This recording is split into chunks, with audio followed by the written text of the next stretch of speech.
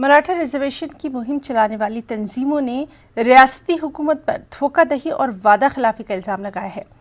मुहिम से जुड़े लोगों का इल्ज़ाम है कि रियासती हुकूमत मराठा रिजर्वेशन तहरीक को कुचलने की नाकाम कोशिश कर रही है, इसीलिए अब मुंबई पहुंचकर हुकूमत के खिलाफ मुजाहरे किए जाएंगे। तहरीक से वाबस्ता लोगों का इल्ज़ाम है कि हुकूमत ने 42 अफराद को मुलाजमत और 10 लाख मुआवजा देने का ऐलान किया, लेकिन इसके बरखिलाफ महलविकीन पर मुकदमे दर्ज किए जा रहे हैं।